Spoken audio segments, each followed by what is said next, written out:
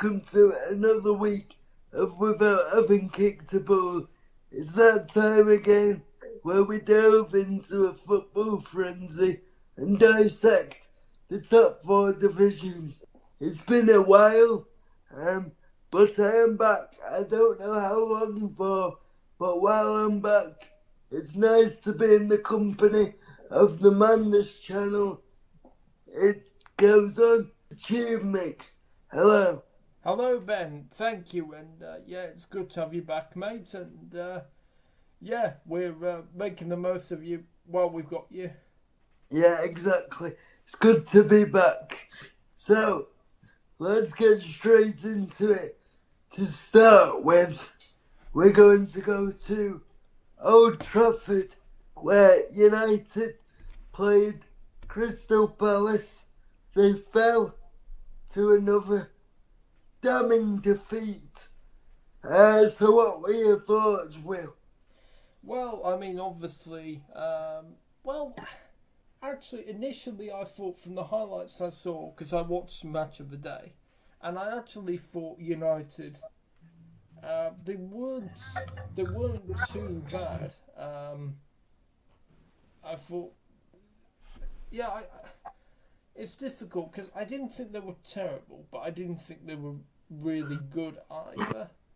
Yeah, It's kind of a bit of a weird one. I don't know how you felt, Ben, but that's well, how I felt. it's interesting you say that because particularly first, maybe I don't know, 20 minutes we showed we showed glimpses of good moments in the game, good passages of play.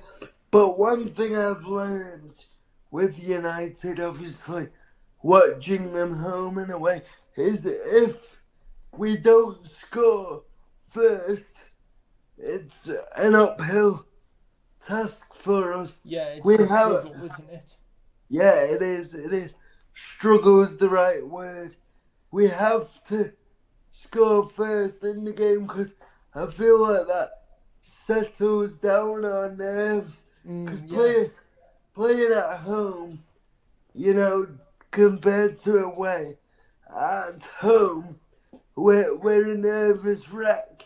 And Which is I really said, bizarre because you think at home they would feel more comfortable, and away you would think that would be more make them nervous. yeah, well, uh, you, you're right in saying that because you would think, but with United, it's the inverse. It's the opposite. And I said to you off air, just before we started the recording, I said Yeah. that that for me was my worst experience as a United fan, and I've been going there for 15, 16 years. In Wow, terms yeah, of, that's a lot. So you've seen a lot of results in that I, time. I have, yeah, and I think that takes the biscuit in terms of the worst. And I say that because it was an amalgamation of everything, really. The uninspiring performance, the the flat atmosphere. You know, there was nothing, not one single thing to get excited about. And it's See, a sorry. it's more acceptable. Sorry to interrupt you, Ben, but it's kind of at least if a team loses, but they you feel they're performing Yeah, well, yeah, and if the attitude is right, yes, then exactly. yeah. But clearly Uh, there was an attitude problem. Then is what you're saying. Yeah, and there's a way to lose a football game, and just Yes. just just throwing in the towel isn't the way to do it, Yeah. and that's what happened. Now United have signed um Patrick Dorgu. I suspect he'll be thrown into the mix straight away, and he'll probably be needed. Um, Well, yeah, because they've struggled since Luke Shaw's injury. They've struggled, haven't they, on the in terms of left backs. Yes, they have, and he's a player which on the surface looks to fit in with Amarim's system. I am disappointed as a fan that we didn't try to recruit a forward option, especially in allowing Rashford and Anthony to leave.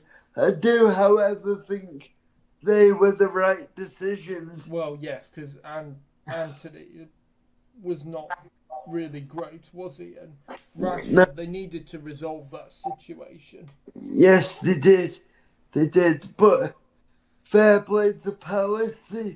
They stuck to their game plan and it worked for them. Another win, which saw them climb up the table. But United, you struggle to see where it's going to improve. And it's not so much a criticism on the manager, but at the end of the day, Well, yeah, I mean, Amarin, at the end of the day, so he's stuck with a lot of the players that Ten Hag and Solskjaer had. Yeah.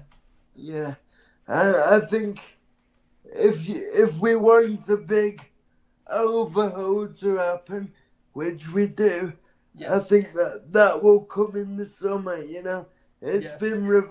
it's been reported today that United are eyeing a big marquee forward signing in the summer. So I bet keep that'll it be Guaycores. Yeah, Victor Guaycores. Gyökeres, yeah, Oh, right. Oh, yeah. Sorry. yeah. But yeah, that's my thoughts on that game. Not good enough. And something. Can I ask you, Ben, is it a motivation problem, do you think? I think it goes back to, as we briefly mentioned, like attitude and mentality. They're too brittle when they go behind. Yeah. They need characters. They need leaders, and we're short of that. Yeah, when you think they had your Roy Keane and Keanes in the past and people like Yeah, that. Yap Stam. You Yeah, know, even more recent times, Wayne Rooney. There's no characters like that. And we desperately need people like that. But yeah, I don't know where they're gonna come from. But one thing I will say, I've just remembered before we conclude this match and move on to the next, is with United and Amorim. I think it's about weathering the storm, yes. and it's next season that really matters.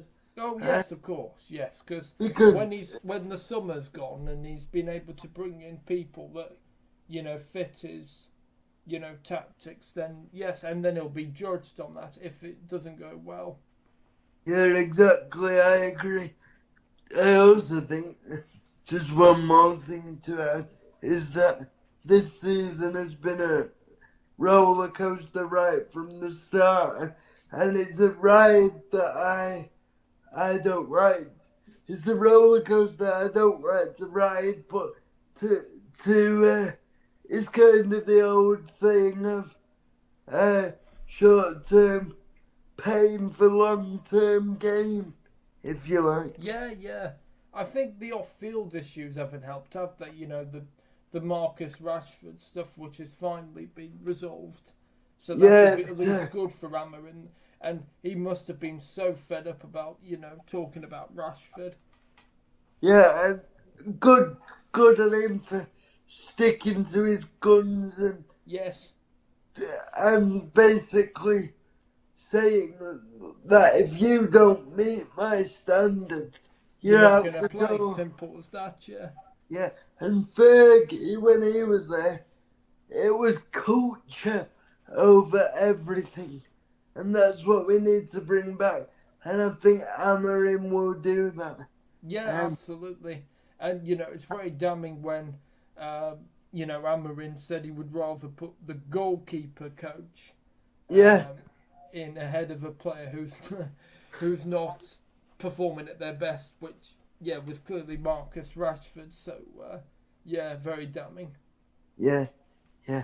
And having said that, I think Villa is a good fit for Rashford in the stage of his career he's at. Obviously, it is a weird one, but I think it will help get his career back on track, or it certainly needs to, Yeah, because if it doesn't work out, I don't know where he'll go from there. But on to probably the shock result of the weekend, yes. and that was Saturday's lunchtime game with which saw high-flying Nottingham Forest absolutely batter Brighton 7-0.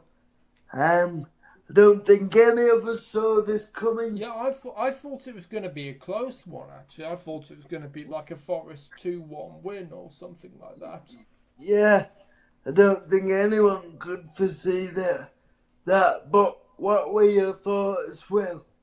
Well, obviously, when you lose the previous game 5-0, how better to respond than beating a team 7-0? And Yeah, clearly that's what Forest did, and they got back on track, and what a win for the men. Yeah, Brighton were really poor. There's not really much more to say than that, really.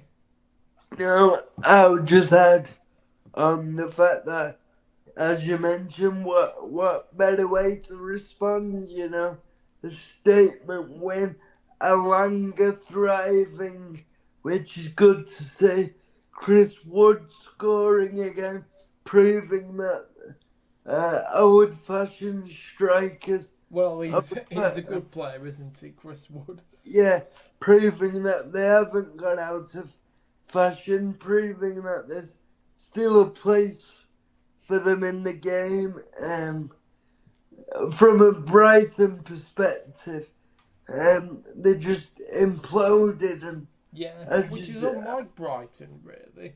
no, it's not, and perhaps I saw something on Sky Sports about the game, and it said, did Hertzler show his inexperience? But perhaps there's something to that. I'm not so sure. I think that's an easy way out I still to think he's blame doing a him. pretty good job. He's continuing the good work that, De Zerbi and, Potter did, really, in my view. Yeah, it could. I think right now they're about 10th, so decent. He would have probably eyed maybe 10th to 7th, because 7th gets you in the Well, Conference that League. is true, but, So, at least they're not anywhere near the relegation places, yeah, so... yeah, it's not been a complete um, disaster for them, although that result was, it's important to remember the couple week prior, they came to Old Trafford and won 3-1. Okay, as we said, United are soft these days. It's probably not the scalp of old that it was, but it's To be still fair, not just United, though. Brighton have been a bogey team to lots of the so-called Big Six, so, yes, they have. That's a very good point. yeah. Yeah, but certainly a result where you go to have a look in the mirror and maybe go back to basics. Oh, I think Brighton will be fine. Yeah, they'll be they'll be fine. Yeah, it won't take them long to pick themselves back up. Yes, I think just a quick one. Going back to Forest, obviously Yes, the season's not over yet. Of course, we all know that. yes. But for me, Nuno has got to be certainly in the running for manager of the year. Oh yes, I agree. He's doing such a good job, and yeah, it seems that the team there seems to be a good team spirit. Everyone seems to be really happy. There's a good atmosphere as well. And yeah, no, Nuno is bringing the feel good factor. You know, it's a cliche, but yeah, no, he's definitely brought the feel good factor to Forest, and yeah, they are doing. I don't think any of us would have thought they'd be where they are now. And if they continue to be there, you know, in the top four, then what a turnaround from just about managing to stay up in the Premier League. So, yeah, wonderful. Yeah, I agree. It's good to see. And if they keep this status up where they're in the top four and they manage to achieve it, Nuno will be appreciated Yeah, he'll be up there with Brian Clough, I with imagine. Yeah, Brian Clough. Yeah, that's what I was about to say. yeah, Um, and Forrester as a project, it's a very attractive project for players these days. You know, especially if they can get in the Champions League. You know, big players will yeah, want to yeah, go there. yeah, exactly. Yeah, you're right. So it'd be interesting to see where where where this journey takes for us and how far they can go. Yeah, Um, absolutely. Absolutely. Yeah, completely yeah. agree. For Brighton though, as you say, they'll be fine, but it's a moment to reflect for them, I think. Oh, yeah, yeah, but yeah, I'm sure they'll be back in no time. Yeah. Um, Now moving on to Sunday, again a result people probably didn't expect. Um, Again, I thought it would be maybe Arsenal 2-0 or maybe 2-1 Arsenal or maybe even a draw again. Yeah. yeah, I definitely thought, because of course City haven't been their usual selves this season. We all know that, No, yeah. but uh, but I don't think anyone expected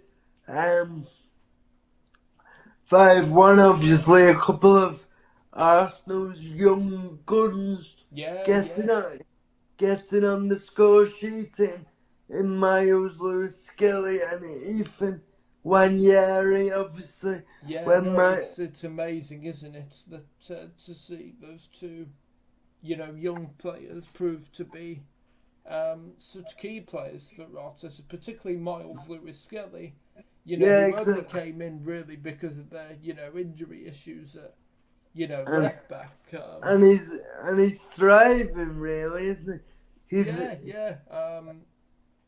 Every game he's played, you know, I think he's been really good. I don't think he's had a poor game. I don't think.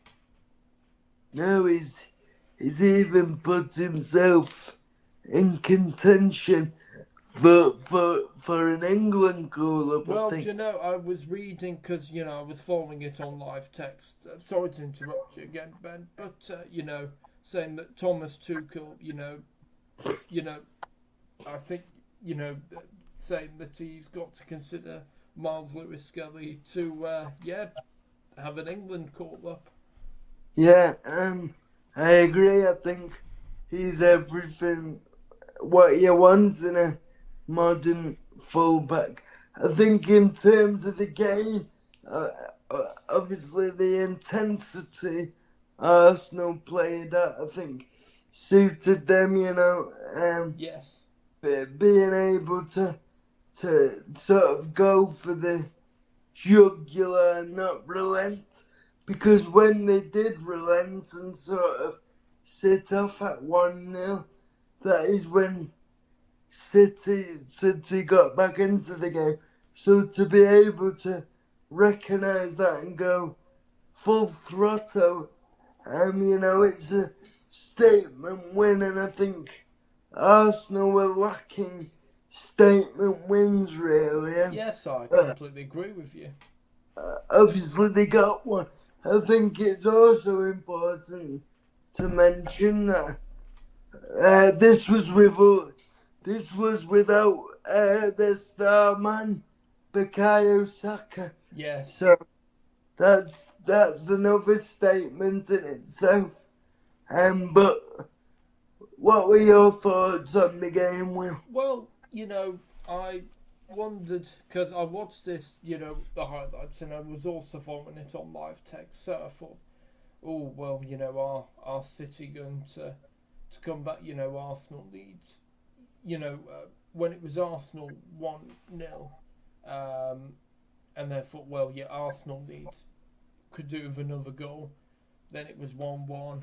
Then it was 2-1. I thought, but when when I was looking at, when it was 3-1, I thought, all right, well, yeah, well, maybe they just need one more goal. And then when I saw it was 4-1, and I thought, wow, goodness me, City, everyone said, oh, City are back after, the recent results, against Ipswich.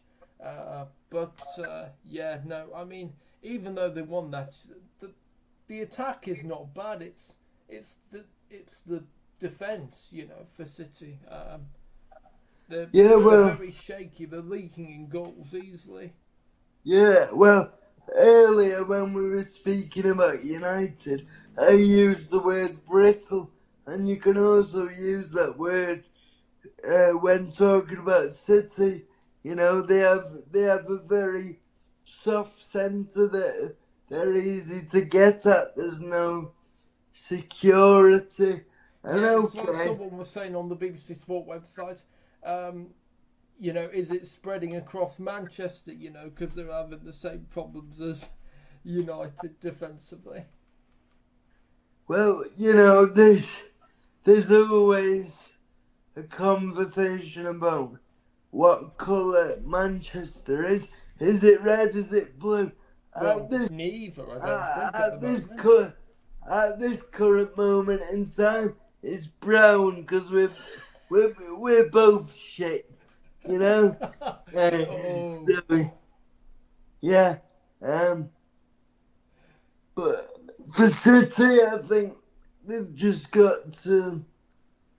Well, they're not going to win the title, are they? Now, No, that's that's out the question. Probably just focus on their playoff game against Real Madrid.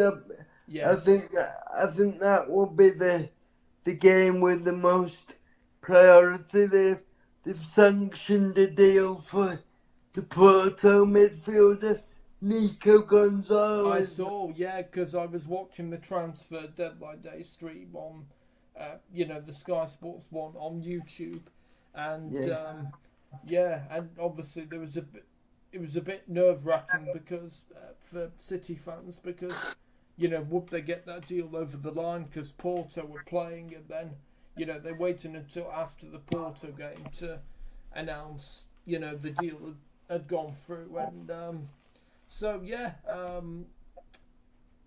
obviously the Spanish league, the Liga, is different to the Premier League, so but yes, I guess he'll have to hit the ground running. Yeah, well, as you say, it was a deal that ebbed and flowed, and obviously massive shoes to fill. In Rodri's, in relation to Rodri's, but they had to do something because the security is non-existent. The midfield's aging, isn't it? Gundogan, De Bruyne, and you now know why Barcelona let him go easily. Yeah, he's not the same player. Yeah, which is what I said to Jordan and Sam on another edition of this show. Well, would Barcelona have let Gundogan go if he was really playing well? If they've let him go so easily back to City, then that would suggest to me that he's not quite the player that he once was, and that's being proved. Yeah, it's a good point to make. It really is, I think. And Kovacic is getting on a bit now. Great player for both Chelsea and City, but Bernardo Silva's getting on a bit, and De Bruyne.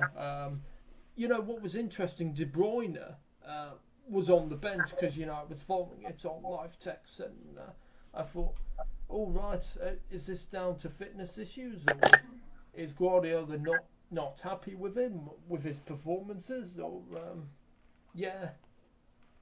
Yeah, because you would think a game that's massive like this, De Bruyne would be in that starting lineup.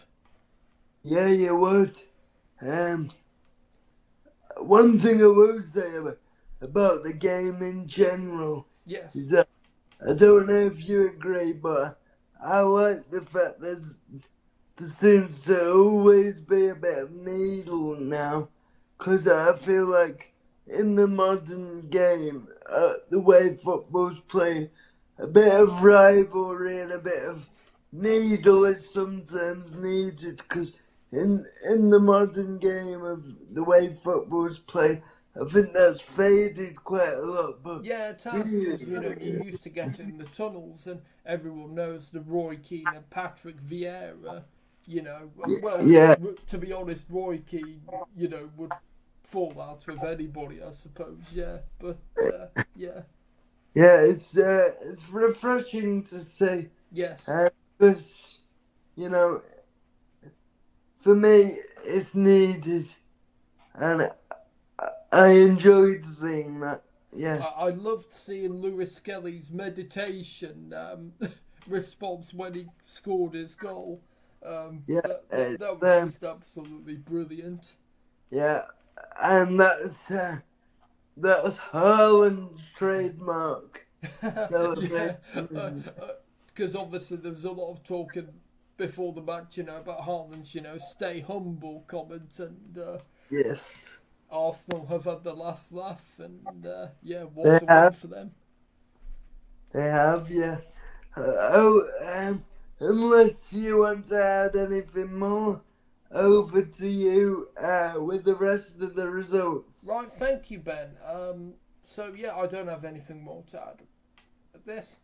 So, Martin Odegaard in the second minute. So, we'll start with Arsenal v City. And then Thomas Partey in the 56th minute. I should say Kai Havertz assisted Odegaard's goal, and Partey's goal was assisted by...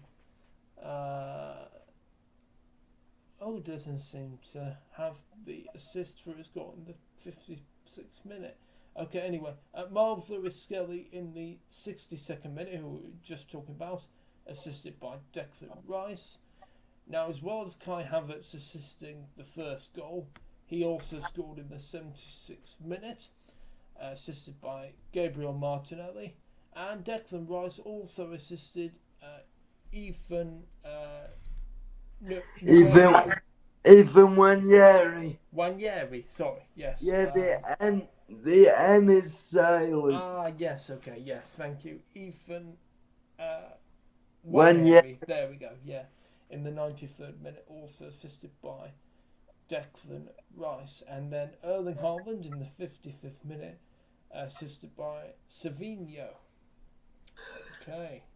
Right. For a 5-1 win to us. Okay, let's go to...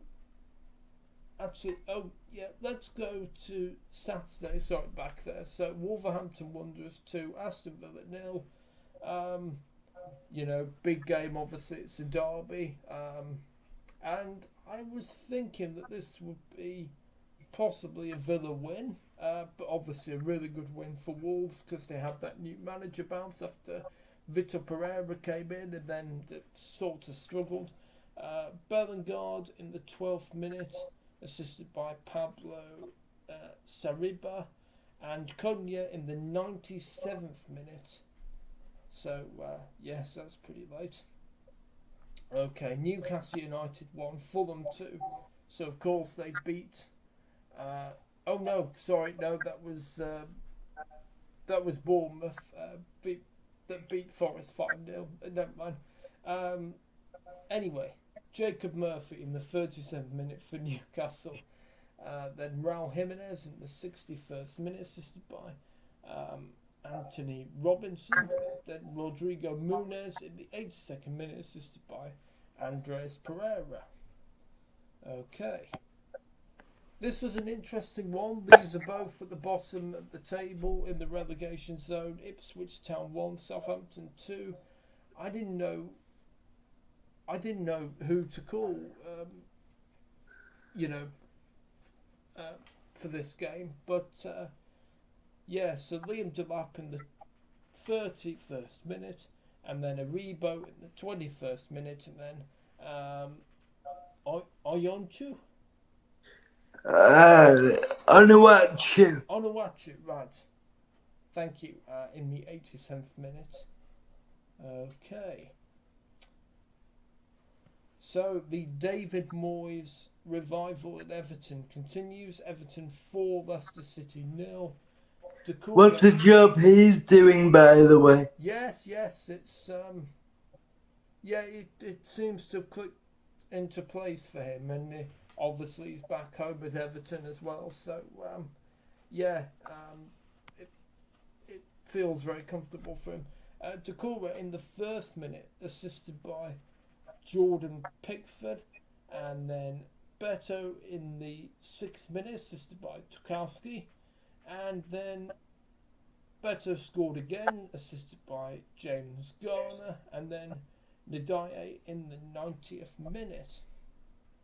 Okay. AFC Bournemouth 0, Liverpool 2, and Liverpool, I thought this would actually be something like Liverpool 4, Bournemouth 0, or something like that. Or, mind you, Bournemouth have been a bit of a bogey team for some of the big six before. So, and with the job Areola's doing, I thought that might happen. Not the case. You know the phrase banana skin? Yes.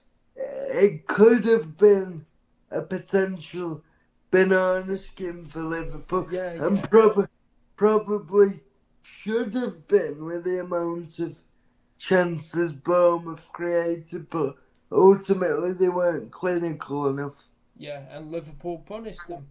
Who else? Mohamed Salah scoring a penalty in the 30th minute. And then also another goal for Salah in the 75th minute, assisted by Curtis Jones. Yes, Salah just scores for fun, doesn't he, really? He does. He's a goal scoring machine, and he's up there in the conversation of all-time Premier League greats, I think. Well, he has to be, yes. What a player. Anyway, we talked about this. Nottingham Forest 7, Brighton 0, but we didn't give you the goal scorers. So Lewis Dunk, unfortunately for him, an own goal in the 12th minute. Morgan Gibbs-White in the 25th minute, assisted by Anthony Elanga. And then Chris Wood in the 32nd minute. And then Elanga assisted Wood's other goal in the 64th minute, and then a penalty for Chris Wood in the 69th minute. And then N. Williams, is it Neco Williams, that's right, yes, because obviously there's Nico Williams, but yeah, no, he plays for Bilbao, so just that thing. Neco Williams in the 89th minute, assisted by Sangare. Sangare, yeah. Sangare, right, okay. And Jota Silva in the 91st minute. Okay. Right. So, oh yes, sorry, yes. So we've already done. Yes, we've already done Arsenal 5, Manchester City 1. United 0, Crystal Palace 2. That's Manchester United. Matata in the 64th and 89th minute, and Munoz assisting the goal in the 89th minute. Okay. Brentford 0, Tottenham Hotspur 2. I honestly thought this would be a Brentford win. But no. Tottenham beat them. And it was... I agree with you. I thought Brentford would win. They're one of the strongest teams in the Premier League in terms of playing at home, and obviously Tottenham have been in free fall at the moment. There's a lot of unrest, speculation over Ange's future. The U-turn for Matthias Tell, signing for Spurs after firstly rejecting them. So yes, that's going to be interesting to see, isn't it? And I don't think the fans are going to be too chuffed that he didn't want to come to Tottenham, but then it's clearly chosen them because other clubs, other moves didn't materialise. We'll see how it plays out. But it's certainly been a chaotic few weeks at Spurs. But having said that, vital win for Ange and Spurs as he looks to cling on to his job. Yes, absolutely. Janelt in the 29th minute with an own goal, and then Pape Sarr in the 87th minute, assisted by Son Heung-min. Okay. And finally, there was a game going on yesterday. Yes, despite it was transfer deadline day, there was still one more match of the match day. And it was Chelsea 2, West Ham United 1. Jared Bowen in the 42nd minute. Then Pedro Neto in the 64th minute. And Aaron Wan-Bissaka with an own goal in the 74th minute. Thank you, Will. All that's left for me to say is I've enjoyed being back, obviously, a few weeks being out of the game. I've been busy. It's your first one of the year. Yeah. Yeah, that's true, actually. Hadn't thought about that, so thank you, Will. You've been a pleasure as always. Oh, thank you, mate. No, it's good to have you back, and there's been a lot of good discussion, and looking forward to doing it again. Yeah, and obviously, as Will's mentioned, my first one of the year. And since I've last done it, the podcast is now on Spotify. So if you prefer to listen over there, don't hesitate to go over there and give it a listen. As for the YouTube viewers, all that's left for me to say is don't forget to like, share, comment and subscribe. And I'll see you on the next one. Goodbye. Yep, goodbye.